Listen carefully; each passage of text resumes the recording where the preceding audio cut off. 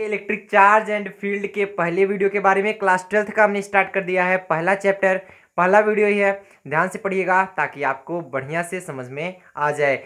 यह वीडियो केवल बोर्ड के एग्जाम के बेस पर ही नहीं है, यह नीट आईआईटी या फिर आपके अदर प्रिपरेशन एग्जाम के लिए भी इम्पॉर्टेंट है। कई हम ऐसे न्यूमेरिकल सॉल्व कराएंगे जो कि जेई में आए हैं, चाहे एडवांस में हो चाहे मेंस में हो, नीट में भी क्वेश्चंस पूछे गए हैं, अदर एग्जाम में भी आए हैं। इसलिए प्रारंभिक जो हम शुरुआत बताएंगे, कॉन्सेप्ट तो हमारा सबका एक रहेगा। शुरुआत के कुछ क्वेश्चन हमारे बोर्ड लेवल के रहेंगे, उसके बाद जितने हाई लेवल के रहेंगे क्वेश्चन वो सब हमारे कंपटीशन एग्जाम के लिए रहेंगे। इसलिए ध्यान से पढ़िएगा। यदि आप बोर्ड के बच्चे हैं फिर भी ध्यान से पढ़िएगा, सभी क्वेश्चन को देखिएगा, इसलिए क्योंकि आगे चल के आपको तैयारी तो करनी ही है। चलिए शुरू करते हैं। आज हमारा पहला लेक्चर है, ध्यान से पढ़िएगा। इलेक्ट्रिक चार्ज एंड फील्ड #01 आज पहला लेक्चर। देखिए ये पार्ट है इलेक्ट्रोमैग्नेटिज्म का। किसका? इलेक्ट्रोमैग्नेटिज्म का। ध्यान से पढ़ेंगे। इलेक्ट्रोमैग्नेटिज्म। अब इलेक्ट्रोमैग्नेटिज्म का पार्ट है। इलेक्ट्रोमैग्नेटिज्म भी दो प्रकार के होते हैं, हम उसके अंतर्गत इन सभी चैप्टर को पढ़ने वाले हैं। कौन कौन से चैप्टर पढ़ेंगे सबके बारे में हम चर्चा करेंगे। इलेक्ट्रोमैग्नेटिज्म भी हमारा दो टाइप का होता है, एक इलेक्ट्रोस्टैटिक, दूसरा हमारा इलेक्ट्रोडायनेमिक। इलेक्ट्रोस्टैटिक और दूसरा हमारा इलेक्ट्रोडायनेमिक। इलेक्ट्रोस्टैटिक मतलब इसमें क्या होता है, विद्युत स्थैतिकी है ये। इसमें हम किसी भी चार्ज के बारे में जो पढ़ेंगे वो स्थिर चार्ज के बारे में पढ़ेंगे, ना कि मूवेबल चार्ज होंगे। इसमें जितने हमारे पढ़ने वाले हैं इलेक्ट्रोस्टैटिक में, हम किसके बारे में पढ़ने वाले हैं? स्थिर चार्ज के बारे में, ना कि वो मूवेबल हो। मूवेबल नहीं होता है इसमें इलेक्ट्रोस्टैटिक में। बट इलेक्ट्रोडायनेमिक में जितने भी हम चैप्टर्स पढ़ेंगे उसमें हम जो चार्ज लेंगे वो सब के सब हमारे चार्ज किसमें होंगे? मूवेबल होंगे, अर्थात वो सब मूव करने वाले होंगे, एक स्थान से दूसरे स्थान तक मूव करते रहते हैं, उसके रिस्पेक्ट में हम लोग पढ़ने वाले हैं। तो देख लेते हैं हम इलेक्ट्रोस्टैटिक में क्या पढ़ेंगे, इलेक्ट्रोडायनेमिक में क्या पढ़ेंगे। इलेक्ट्रोस्टैटिक में जो हमारा पहला चैप्टर पढ़ने वाले हैं वो तो हमारा यही है, इलेक्ट्रिक चार्ज एंड फील्ड, जो हम पढ़ रहे हैं इलेक्ट्रिक चार्ज एंड फील्ड। दूसरा चैप्टर हम पढ़ेंगे कैपेसिटर के बारे में। किसके बारे में? कैपेसिटर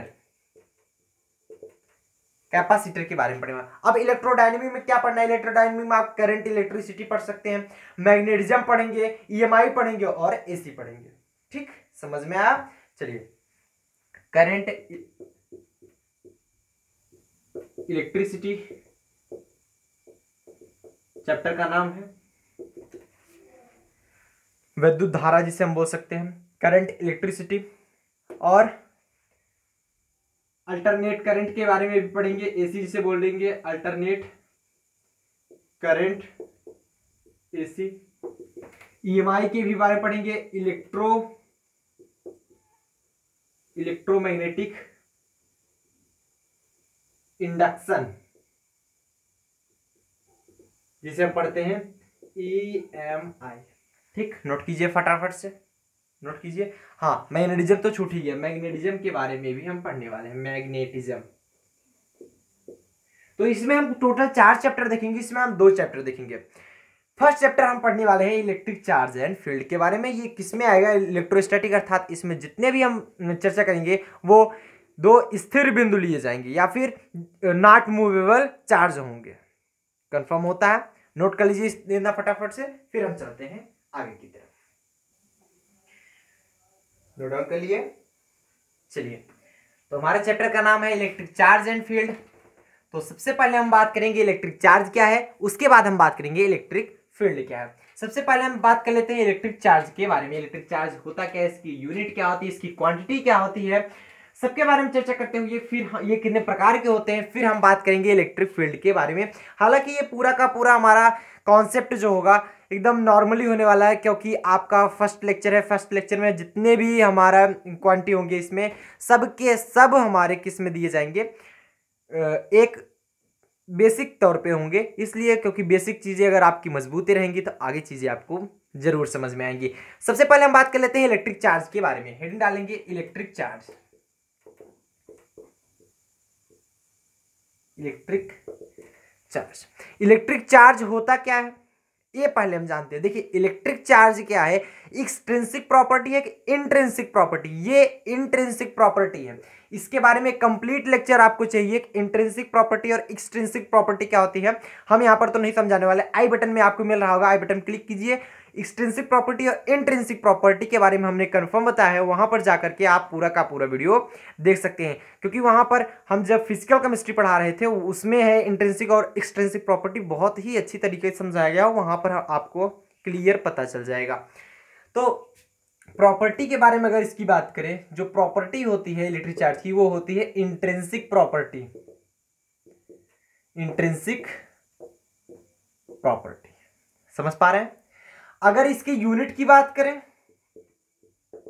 यूनिट क्या होता है, अब इलेक्ट्रिक चार्ज है, चार्ज को किससे रिप्रेजेंट करते हैं, क्यू से, लेकिन उसकी यूनिट क्या होती है, कूलाम।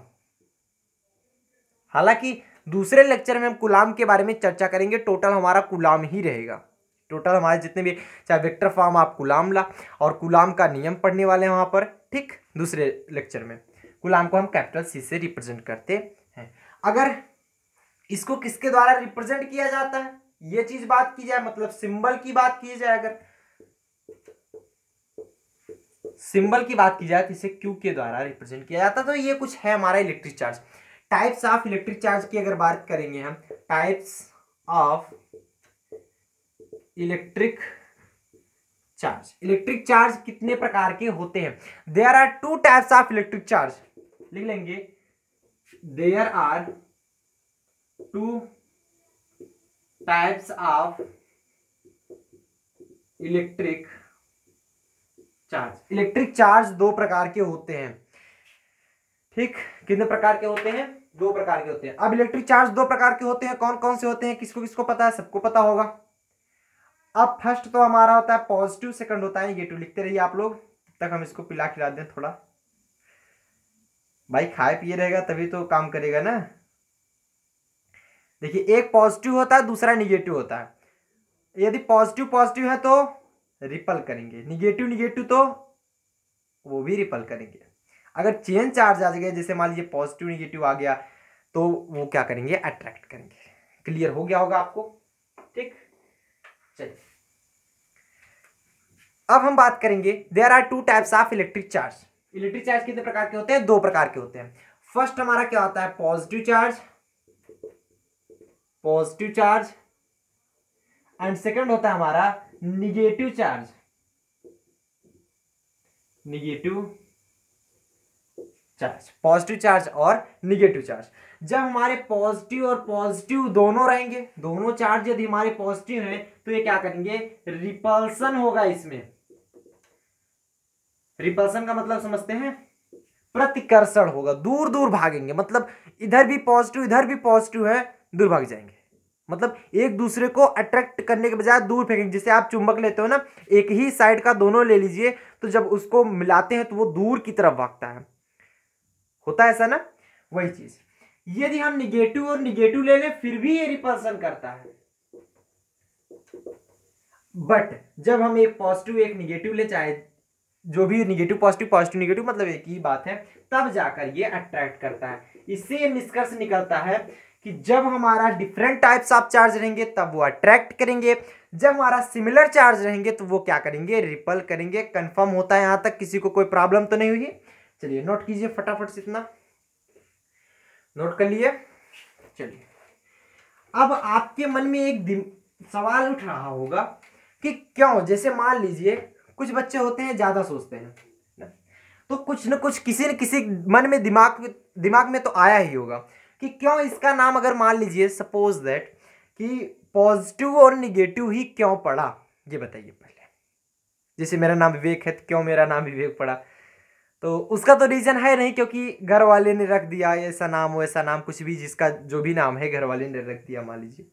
बट इनका जो नाम पड़ा, जैसे केमिस्ट्री फिजिक्स में होते हैं तो कुछ कारण होते हैं। जैसे न्यूटन का नियम दिए थे ना, न्यूटन्स लॉ बोल दिया गया, फैराडे ने नियम दिया, फैराडे लॉ बोल दिया गया, ठीक।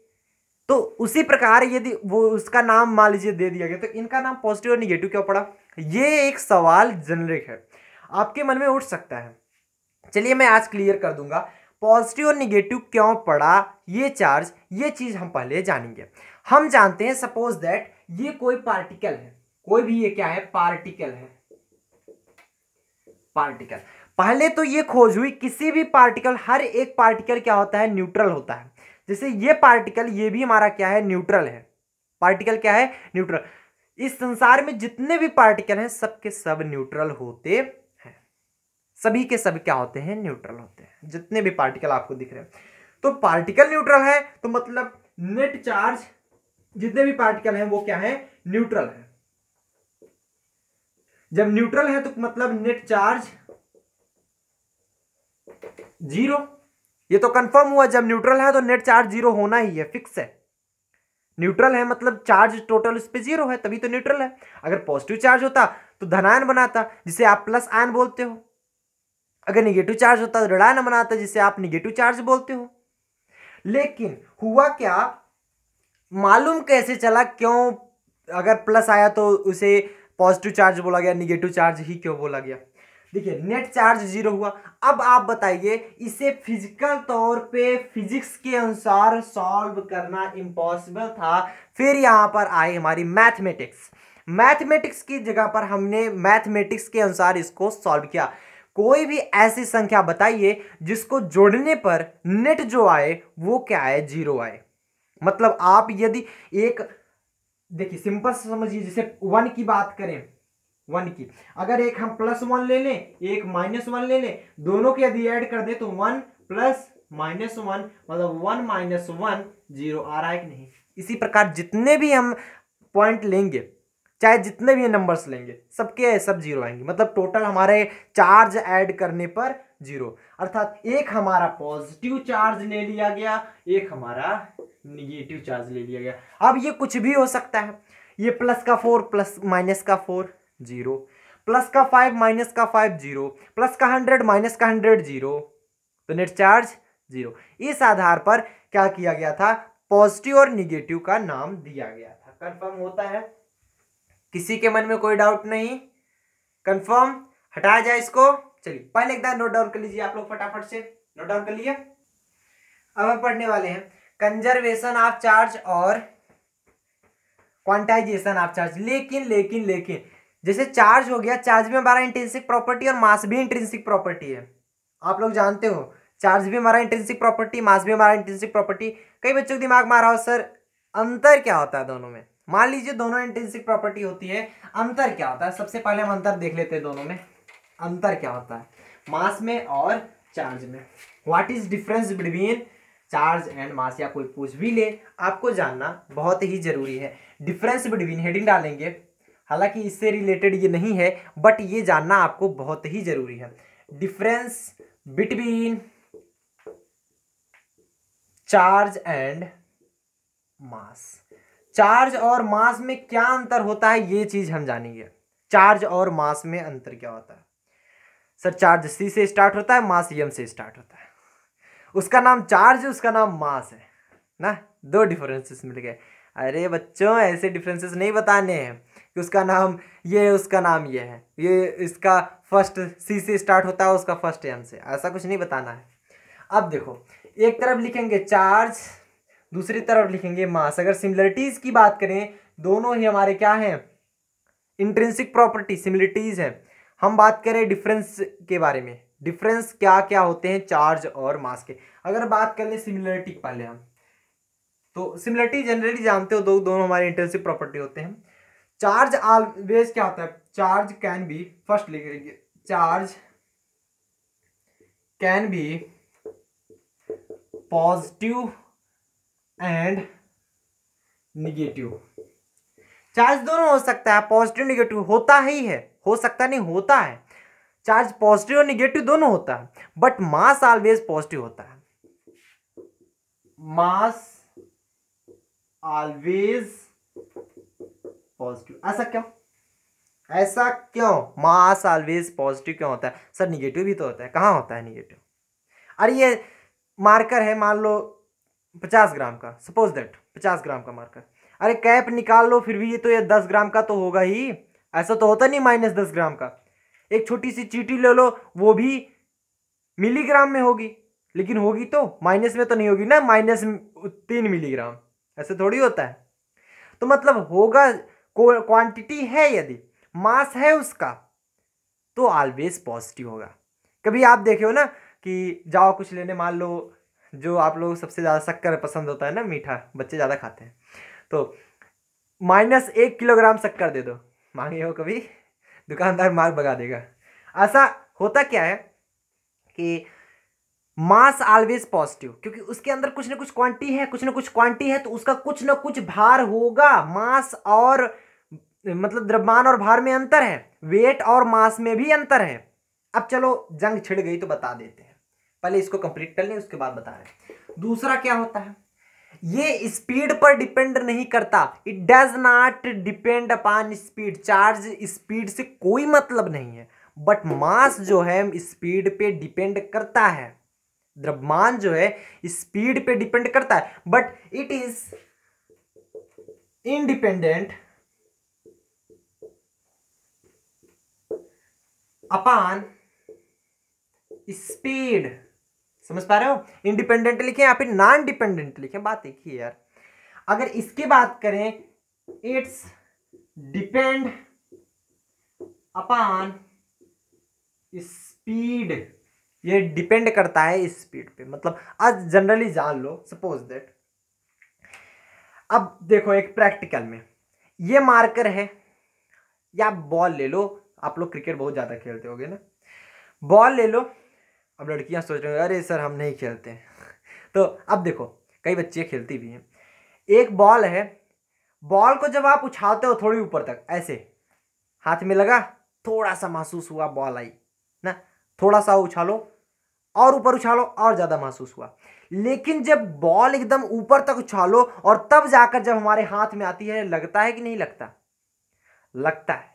क्यों लगता है? क्योंकि उसका मास ज्यादा हो गया, स्पीड पर डिपेंड किया। स्पीड क्यों बढ़ी? हाइट बढ़ी। जितनी हाइट से ऊपर खींचोगे उतना ग्रेविटेशनल फोर्स लगेगा, ग्रेविटेशनल फोर्स जितना लगेगा तो वो स्पीड बढ़ेगी। जब हमारा स्पीड बढ़ेगी तो मास भी हमारा ज्यादा हो जाता है।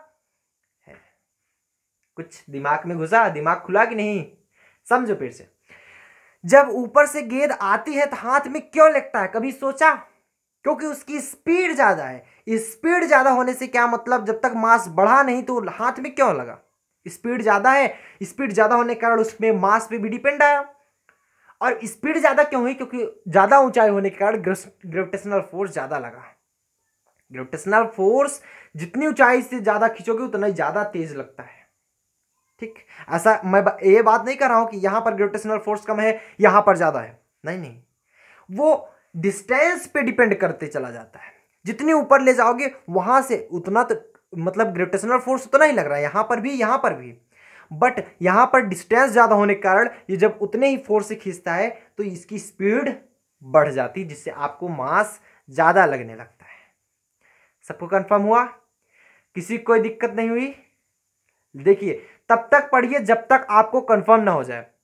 ऐसा क्या मतलब कि बता दिए बस, सुन लिए बस, हो गया? अरे यार कॉपी पेन निकालो, इसको छापो, बढ़िया बढ़िया लिखो, जल्दी जल्दी वीडियो पुश कीजिए, नोट कीजिए। छाप लिए? चलिए, अब बात उठ गई थी हमारी मास और वेट के बारे में। देखो यार ये बेसिक लेक्चर चल रहा है तो जितनी छोटी मोटी बातें हैं, मोटी छोटी बातें हैं, सब कुछ यहीं पर कंफर्म करा देते हैं। क्या बाद में सर, बाद में करवा देना क्या? कई बच्चे सोच रहे हैं अरे सर बाद में करवा देना, अभी तो लाइफ पड़ी है बहुत सालों तक। अब देखो बात आई मास और वेट के बारे में। मास क्या होता है, वेट क्या होता है, कौन बताएगा इसको? सर मैं बताऊंगा, सर मैं बताऊंगा। अरे बालक बताओ कहां से, कमेंट बॉक्स में लिख दो, हम पढ़ लेंगे, या चैट सेक्शन में यूज करो फटाफट से।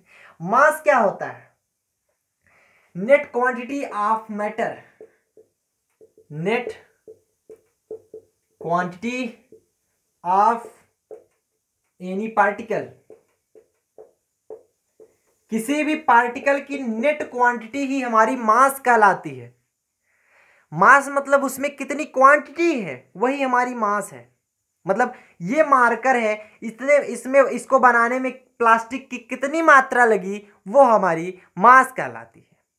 मतलब प्लास्टिक से बना है, प्लास्टिक की कितनी मात्रा लगी इसमें वो हमारा मास कहलाता है। बट वेट क्या कहलाता है?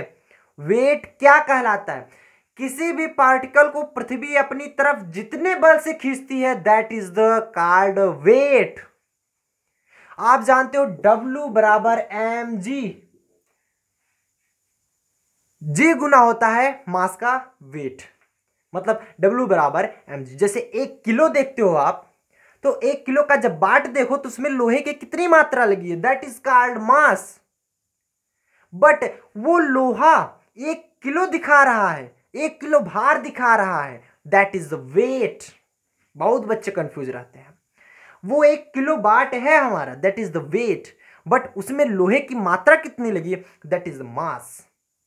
वेट मतलब क्या होता है? अब इसको जब आप उठाओगे तो मास में थोड़ी नापोगे, वेट में मापोगे, क्योंकि इस पे हमारा ग्रेविटेशनल फोर्स लग रहा है। मास का तब आपको पता चलेगा जब आप इसको क्वांटिटी नापो, इसकी कितनी क्वांटिटी लगी प्लास्टिक की, तब जाकर आपको पता चलेगा।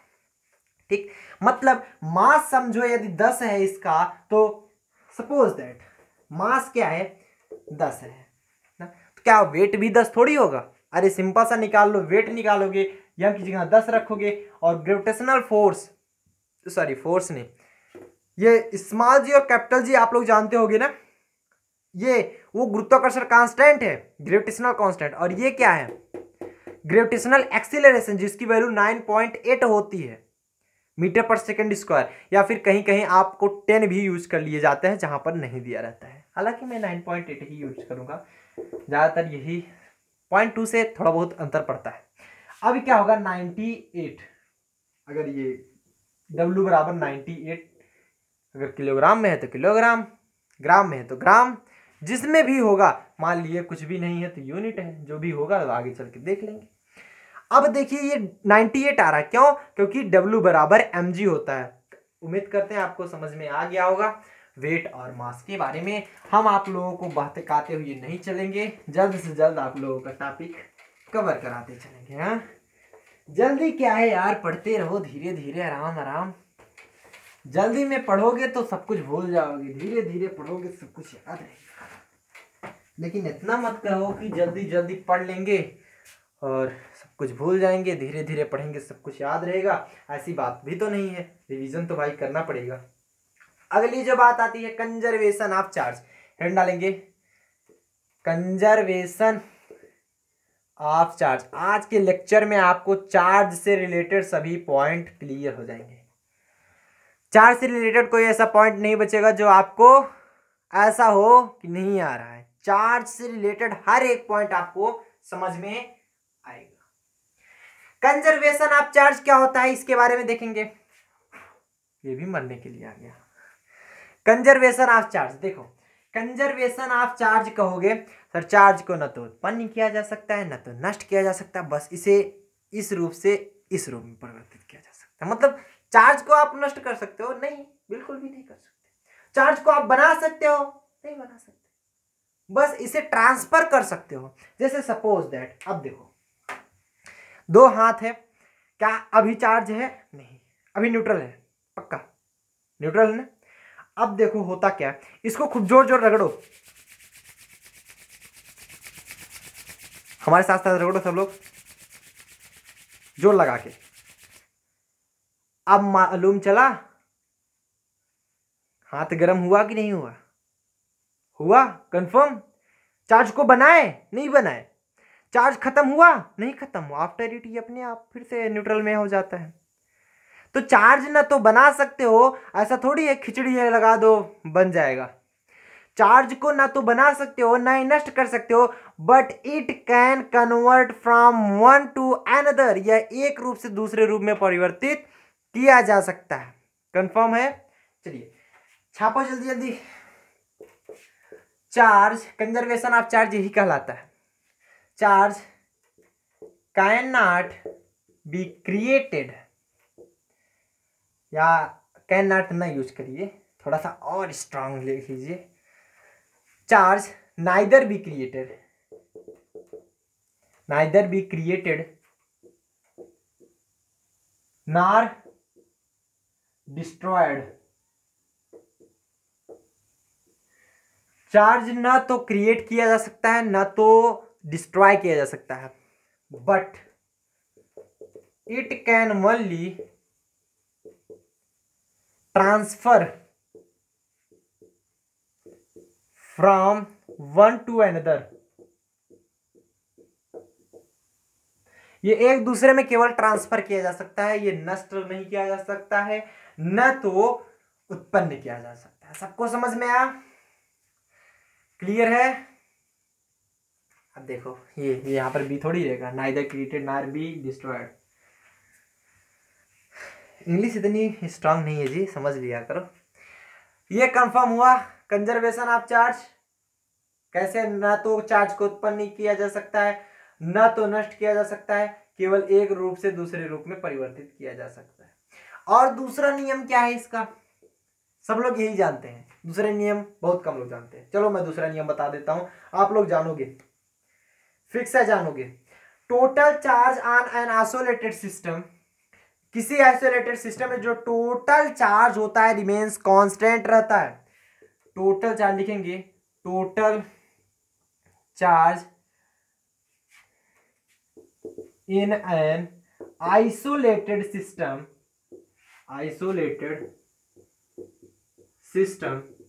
Is always constant. काफी बच्चे सोच में पड़ गए होंगे, सर ये आइसोलेटेड सिस्टम कहाँ से आ गया?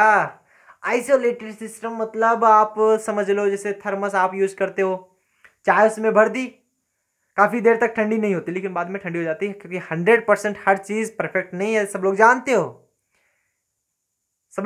हो 100% हर जैसे लिखा होता है ना 100% परफेक्ट, वो भी नहीं है। तो वैसे 100% परफेक्ट कुछ भी नहीं होता। तो आइसोलेटेड सिस्टम मतलब ऐसा सिस्टम, मान लो कोई सिस्टम हमने बनाया, ये ऐसा सिस्टम जिसमें ना तो मास ना ही एनर्जी आदान प्रदान हो सके सिस्टम और सराउंडिंग में। जैसे ये हमारा सिस्टम है और ये हमारा सराउंडिंग है,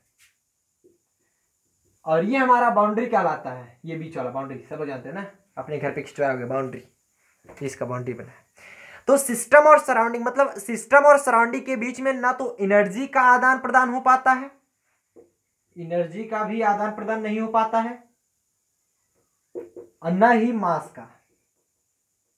अगर जैसे देखो ऐसा कोई सिस्टम लोगे, इसमें कुछ मास डाल सकते हो कि नहीं डाल सकते हो? डाल सकते हो, बंद कर दो मास डालना बंद, लेकिन एनर्जी नहीं बंद होगी। जैसे मान लो आप सपोज दैट केतली ले लो, केतली में चाय रखो, उसका मुंह बंद कर दो, लेकिन फिर भी ठंडी होगी, क्योंकि that is not isolated system. बस थर्मस में ठंडी जल्दी नहीं होती है, दैट इज आइसोलेटेड सिस्टम। मतलब आइसोलेटेड सिस्टम में जो नेट चार्ज होता है, total charge in an isolated system is always constant, वो कांस्टेंट रहता है। चलिए हम फॉर एग्जांपल के लिए आपको थोड़ा सा समझाने की कोशिश करते हैं। कैसे? अगर दे दिया गया एक आइसोलेटेड सिस्टम है, एक इधर भी आइसोलेटेड सिस्टम है, ठीक, इधर मान लिया गया +1 +9 -2 चार्ज है, ये चार्ज दे रहा है, और इधर भी दे दिया गया +3 -2, पूछ लिया इसमें कितने चार्ज होंगे। अब बताओ जल्दी कितने चार्ज होंगे? आइसोलेटेड सिस्टम ही है, तो total charge in an isolated system is always constant. जैसे मान लो +1, अब इसको काउंट कर लो, टोटल चार्ज इस पे कितना है? टोटल चार्ज +1 +9 प्लस का 10 माइनस का 2 8। इधर देख लो, इधर टोटल चार्ज कितना आएगा? टोटल चार्ज बराबर प्लस का 3 माइनस का 2 प्लस का हाउ कितना, मान लो क्यू चार्ज मान लो यार, हाउ क्या है? Q charge. टोटल चार्ज कितना निकाले हो? 8 बराबर 3 में से 2 गया 1 प्लस में क्यू की वैल्यू निकाल लो 7। यहां पर कितना होने वाला है? 7 प्लस का 7। ठीक, तो ये कुछ था, मतलब आइसोलेटेड सिस्टम में ये टोटल चार्ज होता है कांस्टेंट होता है। नोट कीजिए फटाफट से, नोट के लिए। चलिए हटा दिया इसको। अब हम बात करेंगे, ये तो हो गया कंजर्वेशन ऑफ चार्ज, समझ में आया। चार्ज को न तो उत्पन्न किया जा सकता है, न तो नष्ट किया जा सकता है, इसे केवल एक रूप में दूसरे रूप में परिवर्तित किया जा सकता है। सर कितनी बार बताओगे। अब देखो, यही तो हम थर्मोडायनेमिक्स में भी पढ़ते हैं ना, थर्मोडायनेमिक्स। ये सर ये क्या होता है थर्मोडायनेमिक्स? बेटा आगे चलोगे समझ में आएगा थर्मोडायनेमिक्स क्या होता है, सब कुछ जानोगे थर्मोडायनेमिक्स के बारे में। होगा आप लोगों में भी, केमिस्ट्री में होगा थर्मोडायनेमिक्स, हाँ पक्का है, होगा। आपको 12th में मिलेगा, अगर 11th में ना मिला होगा 12th में मिलेगा। अब इलेक्ट्रिक चार्ज एंड फील्ड में हम पढ़ने वाले हैं क्वांटाइजेशन ऑफ चार्ज। कंजर्वेशन समझ में आया ना, quantization of charge.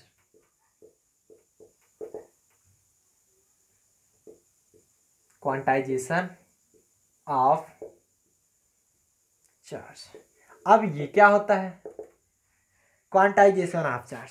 Quantization of charge समझेंगे, कोई भी चार्ज होता है फंडामेंटल चार्ज का इंटीग्रल मल्टीपल होता है। अब फंडामेंटल चार्ज क्या होता है आफ्टर इट हम बताने वाले हैं, पहले इसकी डिफिनीशन लिख लो। क्वांटाइजेशन ऑफ चार्ज होता है, लिखेंगे charge always exist in, charge always exist in integral multiple of integral multiple of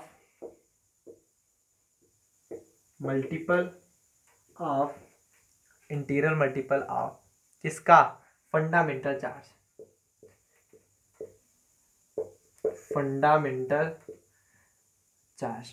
देखो जो यूपी बोर्ड से होंगे, मतलब जो हिंदी मीडियम से होंगे, वो बेचारे बहुत दुखी होंगे, सर ये क्या पढ़ा रहे हो, सारी हिंदी सारी इंग्लिश बोले जा रहे हो, हिंदी कुछ बोले नहीं। चलो बच्चा अभी बोल रहे हैं, चार्ज ऑलवेज एग्जिस्ट इन, जो हमारा आवेश होता है, exist in integral multiple of fundamental charge, वो मूल आवेश का मूल गुणक होता है। मूल आवेश का क्या होता है गुणक होता है। अब मूल आवेश का गुणक होता है, इसका मतलब क्या हुआ, इसका मतलब मूल आवेश होता है। मूल आवेश मतलब ई, फंडामेंटल चार्ज, चार्ज को स्मॉल ई से रिप्रेजेंट करते हैं। अब क्या होता है देखिए, चार्ज जो होता है Q बराबर इंटीग्रल मल्टीपल n वैल्यू 1 2 3 4 5 6 7 8 9 10 ऐसे कुछ भी हो सकता है, बट हाफ 3/2 7/2 7/3 मतलब पॉइंट में नहीं हो सकता है।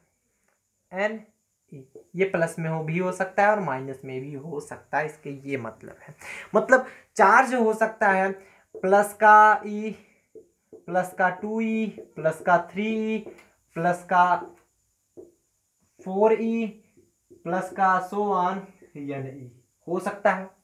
चार्ज जो हमारा हो सकता है माइनस का ई, माइनस का 2e, माइनस का 3e, माइनस का 4e, सो ऑन माइनस का यानी हो सकता है।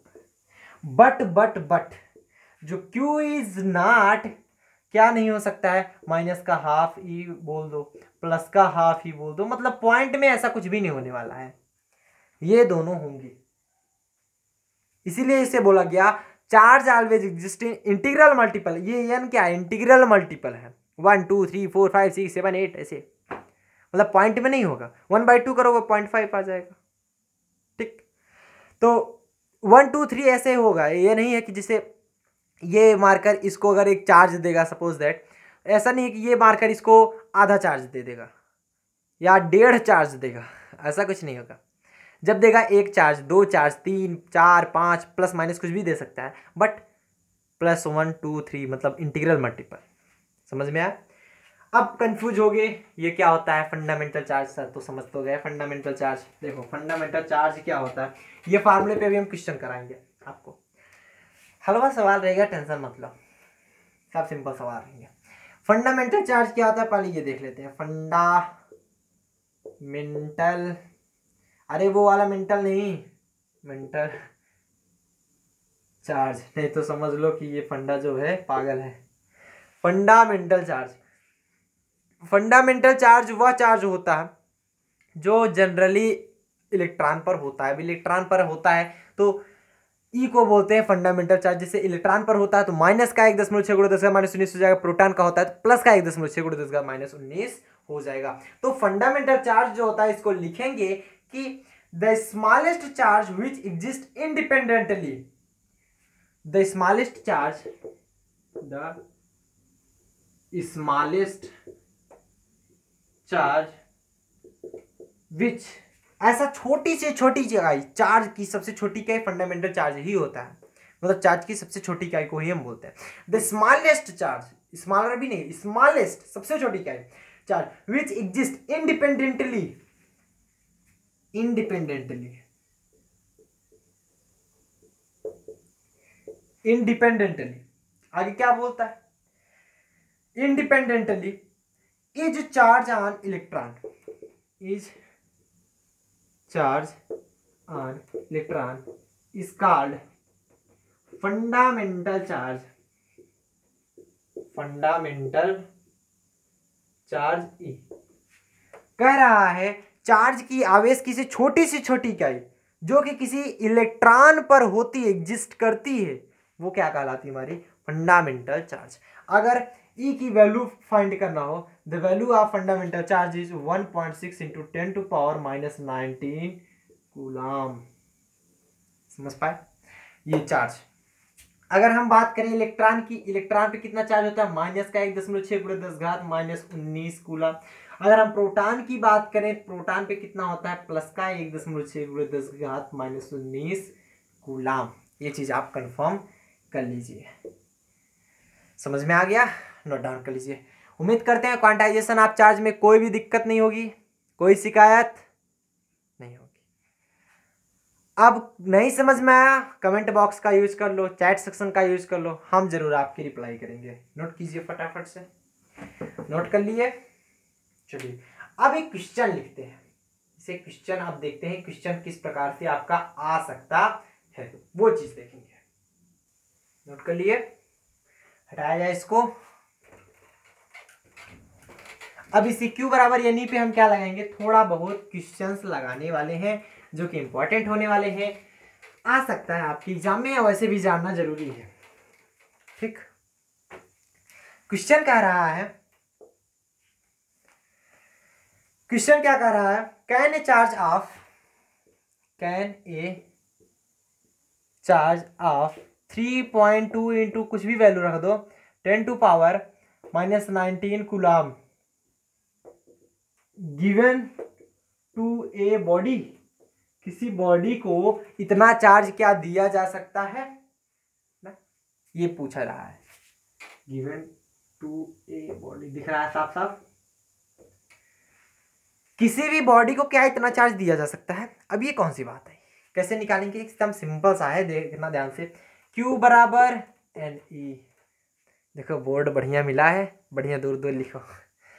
तो Q, खैर छोड़ो, Q बराबर 3.2 इंटू 10⁻⁻19 बराबर, हम इसलिए हंसा हंसा के पढ़ाते हैं, जितना आप लोग हंसोगे उतना समझ में आएगा। सर अब तो मैं हा हा हा वाली हंसूंगा, तो पहले पढ़ो, साथ साथ हंसते रहो। n इंटू ई की वैल्यू 1.6 इंटू 10⁻⁻19 होगा। n की वैल्यू कितनी आएगी, अगर इधर लाएंगे 3.2 इंटू 10⁻⁻19 अपान 1.6 इंटू 10⁻⁻19, ये तो कट गया, 16 दूना 32, n की वैल्यू 2, अर्थात ये दिया जा सकता है, क्योंकि ये इंटीग्रल मल्टीपल जो आया 2 आ रहा, अगर पॉइंट में आता तो नहीं दिया जा सकता। समझ में आया, नोट करो। अगर यहीं पर हम इसकी वैल्यू थोड़ा सा चेंज कर दें, इसकी वैल्यू में थोड़ा सा चेंज कर दें, कितना चेंज कर दें, मान लो हम लिख दें 70 इंटू 10⁻⁻19 कूलम। अब क्या दिया जा सकता है, तो लगा लो, Q बराबर NE, सर नहीं दिया जा सकता, Q बराबर 17 इंटू 10⁻⁻19 बराबर n इंटू 1.6 इंटू 10⁻⁻19, 10⁻19 कट गया, यानी इक्वल टू 70 अपान 1.6। अब ये काटोगे तो ये पॉइंट में आएगा, जैसे 0 नियर अबाउट, क्या बोलते हैं इसको, 16, यार सिंपल सा कट कर लो ना, 16 1 16, 10 0 बढ़ा अब बचा हमारा 1/17 होता है, तो ऐसे का इधर देखो 17/16 है, 1.6 है, तो 1.6 को जब हटाएंगे 10⁻⁻1 आएगा। ऊपर जब ले जाएंगे तो इसको कितना हो जाएगा, 10 बचेगा। तो 16 के 16.1 बचा भी ना, 0 बढ़ाओ 10 हो गया, और एक 0 बढ़ाओ तब जाके 100 हुआ। 16×5 16 छक्का 96, 1.006 इंटू 10 बराबर n, मतलब 10.06 बराबर n। ये नहीं दिया जा सकता, नॉट, ये पॉइंट में आ रहा है, पॉइंट में चार्ज नहीं दिया जा सकता, सिंपल सी बात है। मतलब पॉइंट में यदि आए नंबर नहीं दिया जा सकता। अगर हमारा इंटीग्रल मल्टीपल आ रहा है 1 2 3 4 5 6, माइनस में आ रहा है, प्लस में आ रहा है, कुछ भी आ रहा है तो दिया जा सकता है। नोट कर लीजिए फटाफट से, समझ में आ गया, नोट कर लिए। अब हम बात करेंगे मेथड ऑफ चार्जिंग की। किसकी? Method of charging. किस प्रकार से हमारा जो कोई भी पार्टिकल है चार्ज हो सकता है, कितने ऐसे प्रकार हो सकते हैं जो कि हमारे पार्टिकल चार्ज हो सकते हैं।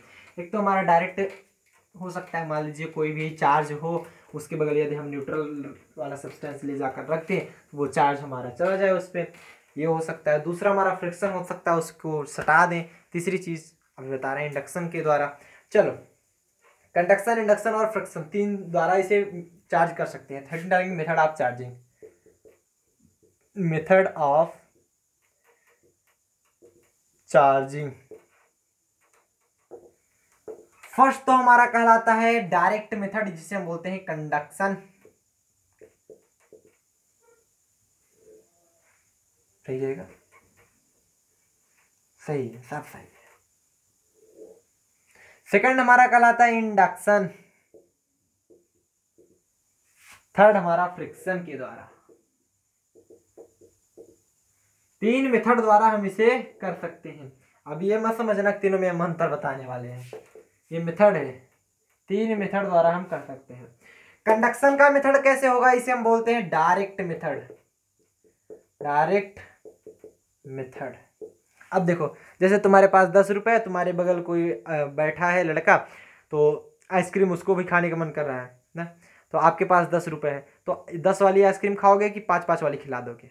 जनरली तो आप खुद के लिए 5 खाओगे, उसके लिए भी खिला दोगे, ऐसा कुछ होगा? 20 रुपए है, 10 वाली खा लोगे ना?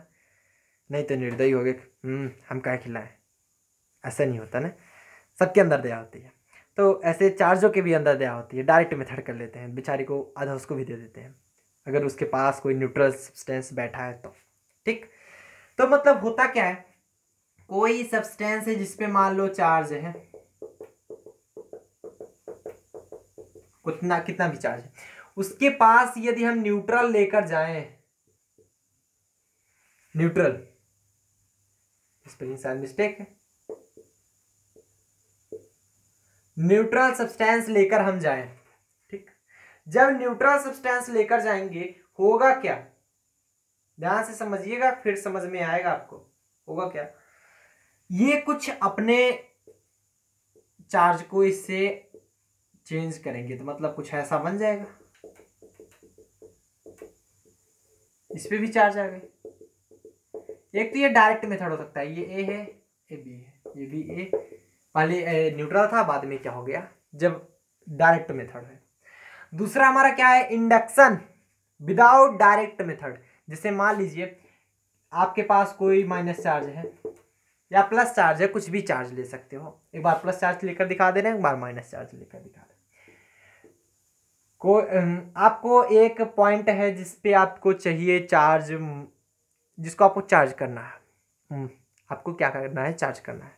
मान लो ये हमारा है ही, ये पॉइंट ए हुआ और ये पॉइंट हमें बी ले लिया, हमें माइनस चार्ज निकालना है, इससे हमें माइनस चार्ज लेना है पॉइंट बी में। कैसे लेंगे, करोगे क्या, एक पॉइंट ए लाकर एक डिब्बा लाकर रख देंगे, डिब्बा नहीं है, मेटल की है। जब इसके पास रखोगे तो क्या करेगा, आफ्टर यू टू कुछ ऐसा होगा, ध्यान से समझेंगे। ये माइनस है इसलिए इस पर क्या आ जाएगा, पॉजिटिव चार्ज आएगा कि नहीं आएगा। इस पे पॉजिटिव है तो इधर क्या आ जाएगा हमारा,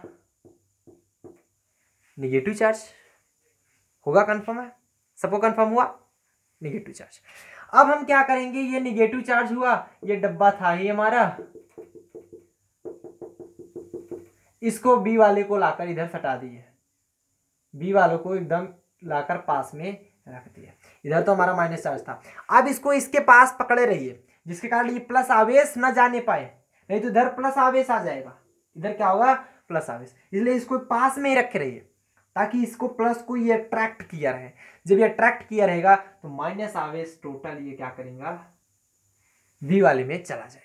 आफ्टर इट हमें क्या प्राप्त होगा, ये बीच में माइनस और इधर क्या होगा, इधर प्लस प्लस प्लस, एक किनारे बचा रहेगा क्योंकि ये इसे अट्रैक्ट किया है, और बी वाले पे हमें क्या मिल जाएगा, minus minus minus. Same condition plus वाले में भी होगी, इधर प्लस रहेगा तो इधर भी प्लस मिल जाएगा। अगली कंडीशन आती है फ्रिक्शन। फ्रिक्शन में क्या होगा, फ्रिक्शन में कुछ ऐसा होगा कि जैसे कोई पॉजिटिव या निगेटिव चार्ज है तो उसको जब पास में ले जाकर रख दोगे तो वो क्या हो जाएगा, फ्रिक्शन होकर के एक दूसरे में चेंज हो जाएगा। ठीक, तो लिख लेंगे, इसका मेथड होता है बाय रबिंग, रगड़ करके। इसमें लिखेंगे it method generally used in insulator. ये जनरली किस में होता है, इंसुलेटर में यूज किया जाता है। इंसुलेटर में कैसे, मतलब वो इंसुलेटर है, उसमें आसानी से हमारा कंडक्टिविटी नहीं हो पाती, ना तो इलेक्ट्रिसिटी हो पाती है। कंडक्टिविटी नहीं रहेगी तो इलेक्ट्रिसिटी कहाँ से होगी।